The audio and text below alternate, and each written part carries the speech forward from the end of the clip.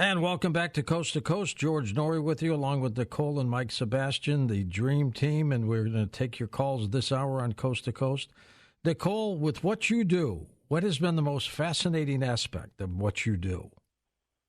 I would have to say the expeditious growth that occurs with each client. Once these tools, and it's like lightning fast. It's like they're on fire and just full speed ahead.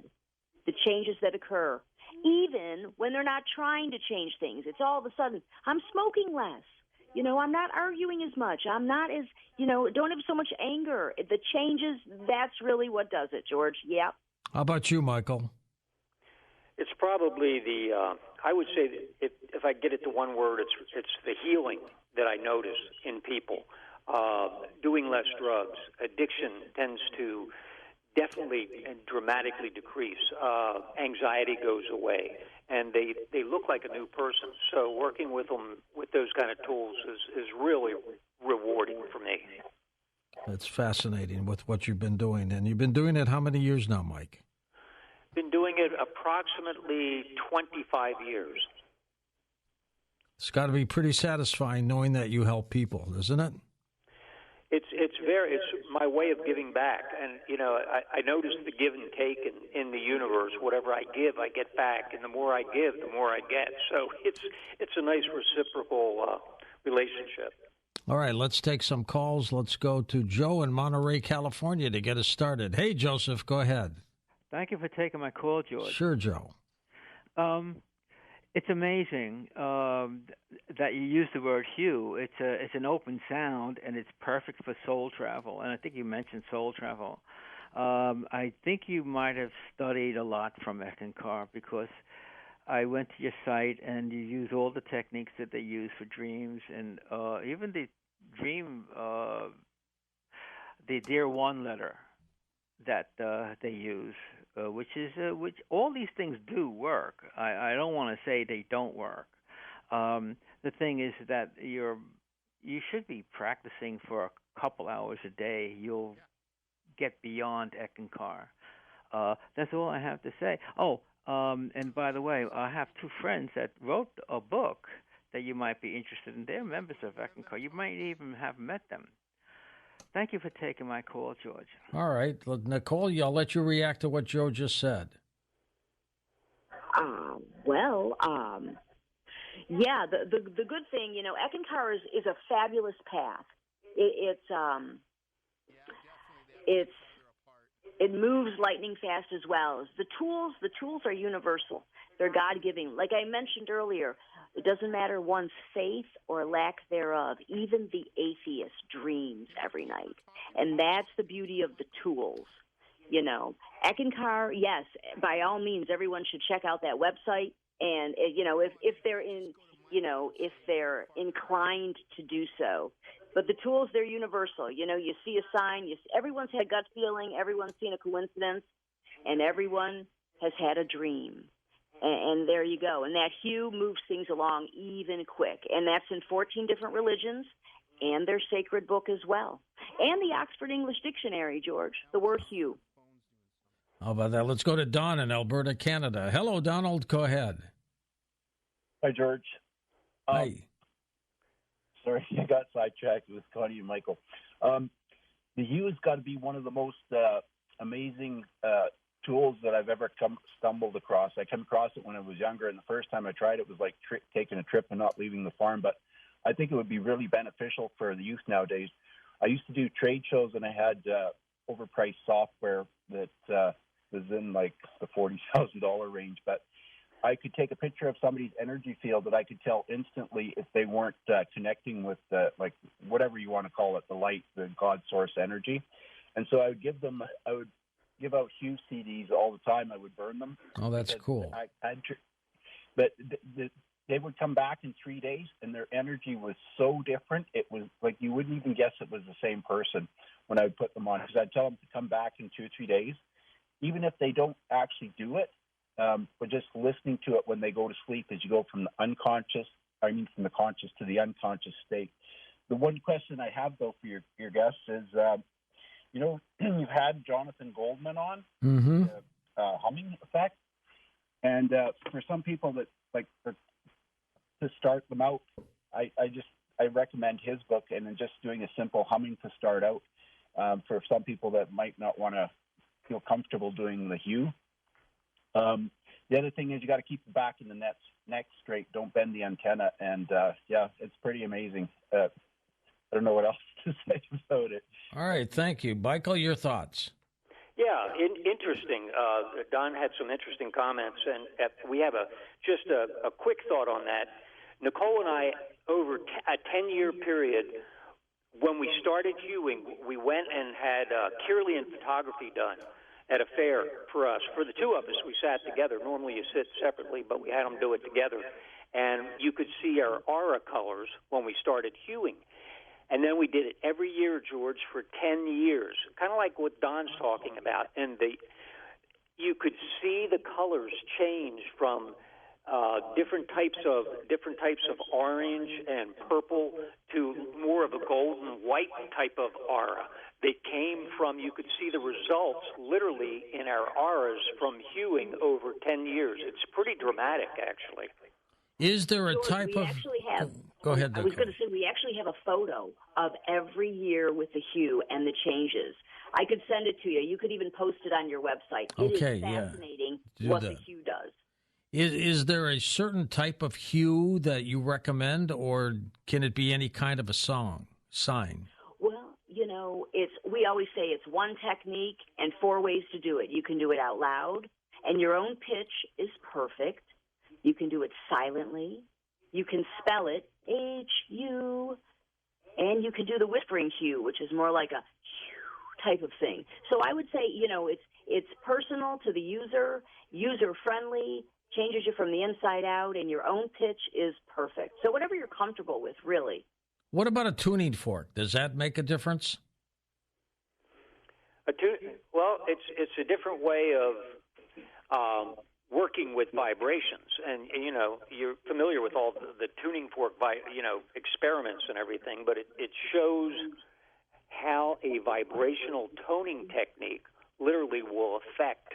As tuning forks, different ones will resonate as it goes out, and you'll notice this if you play with it, that the tuning forks that are tuned to a higher, finer vibration start vibrating with the hue, because the hue goes up that ladder. As Don mentioned, that the caller, a lot of people just hum or try different types of techniques, but the hue is the highest, finest vibration that I've ever found, which is why we use that with our tools and techniques in our modern day mystery school. And I've tried most of the techniques out there. I've studied with all the way from the Jesuits through the Sikhs, through the Buddhists, and I've taught yoga for 5 years and different sounds, and there's nothing quite as fine or as perfect as the hue. Well, it's kind of interesting, too, because ancient monks will hue, and there's definitely got to be something to this, don't you think? Absolutely. And they found thousands of years ago, the monks found that it put them into the present moment, and really it balances us. It straightens us back out, because we tend to get out of vibrational or frequency alignment. As you well know, everything in the universe is a vibration. And the quickest way, the simplest way to adjust that vibration within ourselves, because it's all about our inner life and what we're feeling, is to do the hue, and it impacts us within seconds. Bill in Idaho, west of the Rockies. Hey, Bill, join us. Hey, thank you for taking my call, George. Sure thing. You were mentioning that most people forget their dreams. Yes. I've got one that I remember from August of '87. Wow. Yes. I was in Army basic training at the time, and to be quite honest, I found it rather disturbing. The dream? What happened? Well, I was in lack of a better way of putting it, a very decimated battle zone. Okay. The grounds were black and brown. The sky was purple, orange, yellow, peach, red type deal. I can remember supposedly in my dream being in full battle gear, going forward, and off in the distance, I noticed the mushroom cloud. Oh, geez. And naturally and instinctively, I just dropped to the ground, facing it, covering my eyes and ears, and waiting for 2 waves of heat to pass by me before getting up and continuing the charge. That's a dream you'll never forget, Bill. Yeah, well, about 2 weeks later, we had our NBC training. Guess what they told me if we were to see a nuclear blast? Exactly what you just said. Exactly what I did. Yep. What do you think of that, Nicole? I love it. I love it. It's everything that it should be. It was a prophetic dream of sorts, and it was providing divine guidance as well. And it brings us back to the point of how to know. How to know, how to know, how to know. How do you know what to do in that situation? Trust yourself. You go to your dreams, signs, and intuition for full knowingness. And that's a beautiful depiction of that very thing, George. Bill, thank you for that. Let's go to Gordon in Plant City, Florida. Hello, Gordon. Hey, George, Mike, Natalie, and excellent Tommy Danheiser. Thanks for taking my call. Listen, I had a dream that this friend of mine was working in a construction site with me and a classmate, and I didn't know she was in construction. She was working as a trainer.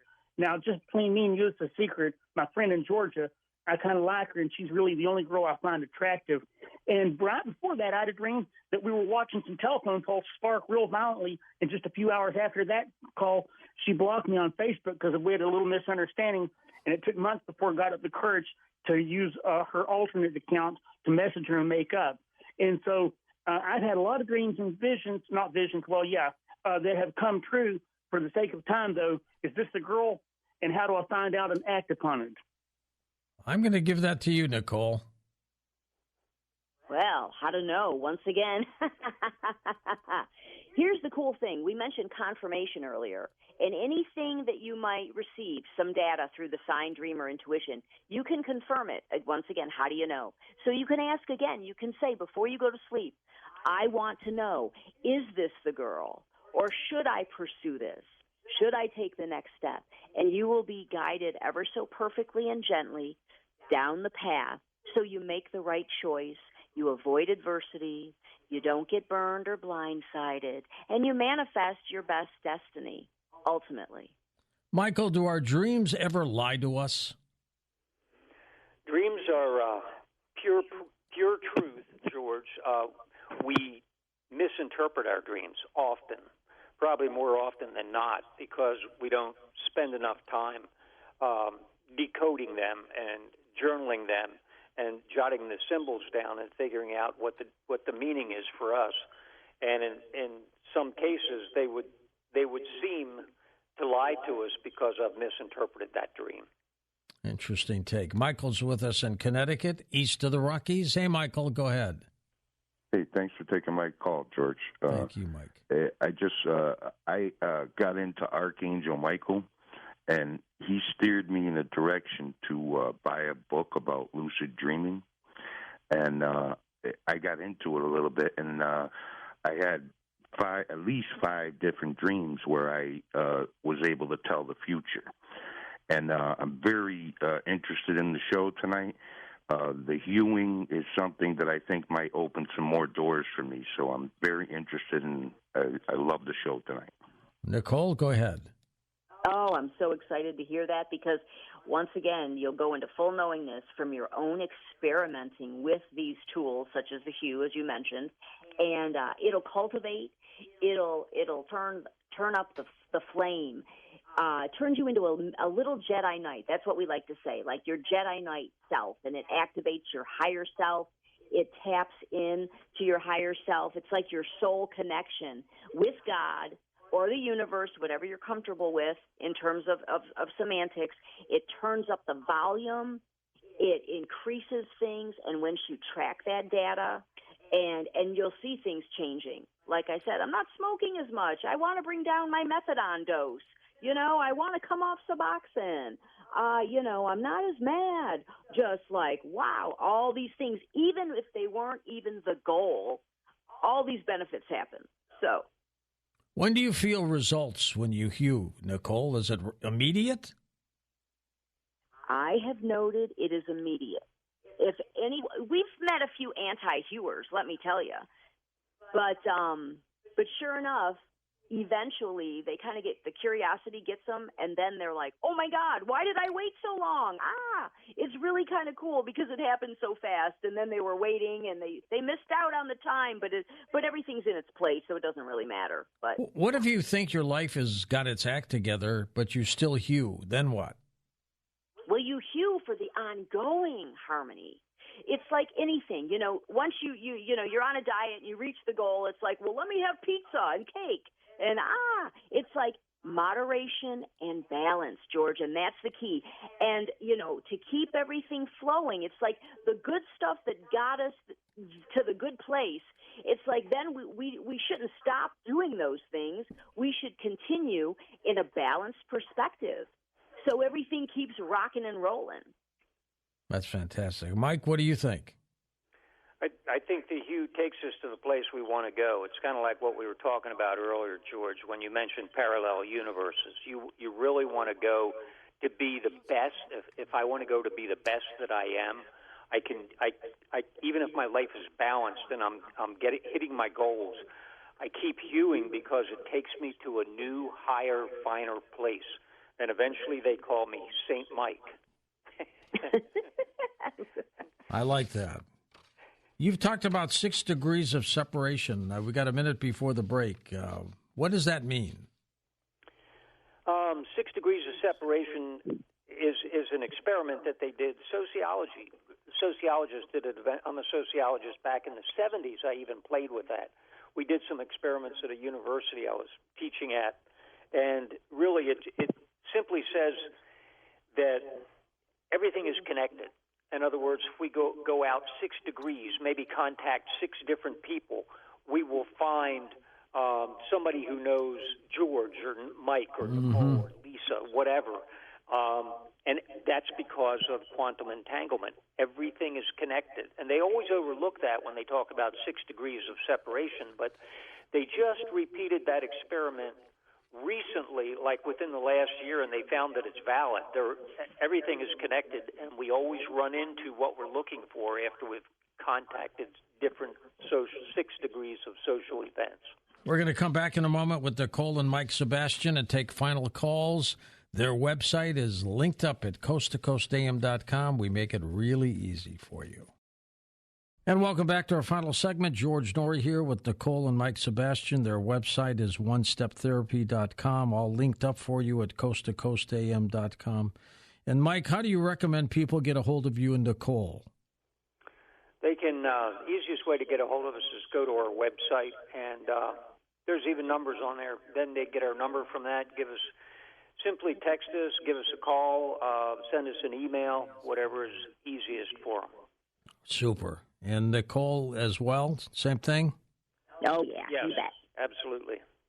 Okay, let's take final calls. Let's go to who's up. Mary in New Jersey. It's your turn, Mary. Go ahead. Hello. Hi, everybody. Hi. Nicole, Mike, George, hi. Hi. I'm going to back it up. You're saying hue. How many letters are you saying when you say hue? And I have another question. Yeah, 2 letters, H-U, hue. Uh-huh. Oh, well, H-U? Uh-huh. Now, did you go to Egypt or you read about it? Did I go to where, I'm sorry? To Egypt. Did you see that lion? Oh, no. We didn't go to Egypt. We did so much research on the word hue that we actually have a book about it, not to mention the book, but here we go. We've done the research. We spent about 2 years researching the word hue and found all the references, all the books. And as a matter of fact, in our book, it's all cited references. There's a science chapter and there's a history chapter. So it's all based on our research. Yes, uh-huh. But Egypt's on the hit list. Yes, it is. Mary, you there? At one time. What's that, Mary? Go ahead. I said it was written at one time. Was it written back in ancient Egypt? No. Well, yes. Michael? Yeah, back in ancient, I had mentioned, Mary, that back in ancient Egypt, it was one of the things we were researching as we were doing our research in our book, Just Say You, actually, One-Step Therapy. We ran across the fact that the Egyptians 5,000 years ago used to gather at the Sphinx, which was known, they called it Hue at the time before the Greeks came in and changed the name later. So I found that rather impressive that they used to hew from dusk till dawn in ancient Egypt 5,000 years ago. Could you change the outcome of events if you had 100 people hewing towards it? Oh, we don't. We would actually advise against anything of that nature. What happens? Things have a natural flow to them, and you hew only to bring yourself into alignment for a higher order. To hew for someone else, to hew for a certain outcome, violates spiritual law, and it creates a lot of karma for the individual or group of individuals. So, everyone has free will, and I respect that. But you really want to just hew for yourself and your higher unfoldment, and may the blessings be. But you're saying you can't hew for the betterment of mankind, Nicole? I hate to. I'm going to yes, no. No, you can. It's to be from a place of neutrality. That's an interesting question, George, and we call it a non-directed prayer, and that kind of answers it. In other words, we remain neutral when we hew. When we pray, everybody knows you pray for something. Oh, I want a better job. Oh, I want to meet my mate. Oh, I want more money. When we hew, we do not ask for anything. We do not try to influence. And we open the flow so the higher, finer things come in for us, because the truth is we are our own worst enemy, and we stand in our own way. We ask for something. I would have gotten, maybe I asked for $100, but I would have gotten $1 million. But because I asked for 100, that's all I got. So I get out of my own way. George, go ahead, Nicole. If I may, let me just give a different example about this. So often, growth comes through adversity. So let's say someone has an important lesson to learn, and they can only learn that through adversity. If we're trying to remove that problem for this person or this country, we are interfering directly with their karma, their path, and their growth in learning lessons. And so that is why it is so important to only, hew for your own unfoldment. As Michael mentioned, the non-directed prayer. No one knows better. In working with clients, one, and she wouldn't go to treatment, and then she ended up in jail, and it's like, oh, how awful. It's like, no, that's exactly what she needed, and she says it herself. Had I not gone to jail, I wouldn't have learned this great lesson and got down the path and gotten clean, sober, etc. So the adversity is what takes us to the higher level. Does hewing help the personality of the individual? Does it help their health condition? What does it do specifically? Yes, actually all the above. We call it one-step solution. It takes away the negative attributes, okay, by fine-tuning your vibe.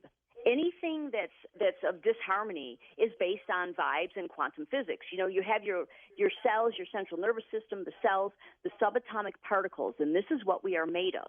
And we all vibrate at a certain rate and frequency. And when that frequency or rate is out of alignment, it's too fast, it's too slow, what have you, frenetic energy, then that's when we have problems. So by hewing, it brings everything into alignment and changes a person from the inside out. Let's go to Jimmy in Michigan on the wild card line. Hey, Jimmy, go ahead. Hey, first-time caller, long-time listener. Thank you, Jimmy. I appreciate it. I just have a question. What happens if you don't, of course I dream, but I just don't dream a lot, and if hewing has anything to do with dreams? All right, interesting. Let's give that to you, Nicole. Hewing and dreams. Is there a tie-in? Absolutely. we all dream every night, even if we don't remember, and most people don't remember. So that's a good place to start, knowing we dream all the time. And number two, the hue. If you hue before bed, it brings the harmony into your state of consciousness and thereby assists with dream recall. Like I mentioned earlier, your listener from years ago emailed us. He hadn't remembered a dream in 40 years. And that morning we woke up and there was an email, "Oh my God, it worked. I remembered my dream and for the first time 40 years just by hewing last night after the show." So it's real quick, Can you hue, Michael, for 30 seconds? Would that work? Yes, absolutely. That's the beauty of the hue. And it's, you don't need a year of therapy and you don't need a seminar to practice it. If you hue for 30 seconds, you will feel it in your solar plexus and you'll feel yourself starting to come into alignment. And everything, you can feel the changes, the inner changes. And it's pretty dramatic, George. So 30-second hewing, like I said, I hue all day long. Usually as soon as I get in the car, I hue for at least 30 to 60 seconds to put myself in balance. So I'm more balanced on the road when I'm driving. First-time caller, Jody in Louisiana. Hey, Jody, go ahead, sir. Yeah, I have a couple questions.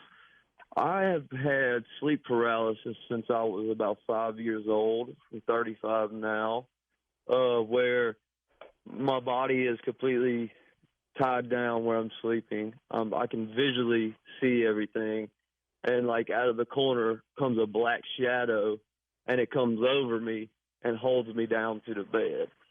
And the second part for that is, so I look into lucid dreaming, and they said that you could go into that state and from that state go to lucid dreaming. And I tried that, and the only results that I can get is a vibration in my body. And once I get to that vibrating state, I go to sleep. That's probably not really lucid dreaming, because a lucid dream, and a good one, gives you the ability to know in the dream that it's merely a dream, and you can change part of the outcome by knowing that. Nicole, what do you think about the paralysis? Oh, I'm so happy that you called. Holy moly. I just had a client 2 months ago, approximately, and first-time session, and sleep paralysis is the issue. And she was about to go see a doc and get a script, and that was her next step for solution. And so she called. We're doing sessions. We worked together for a few months. I shared the hue with her the very first day, and I said, the hue, when you're in that state, paralysis, I said, go ahead and hue silently, because you can't move, you can't do anything when you're frozen, okay? You are locked.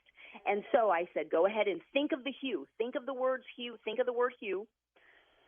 Hue silently if you can. I said, it will pull you right out of the sleep paralysis lock, right out of that state of consciousness or vibration. And so she said, okay.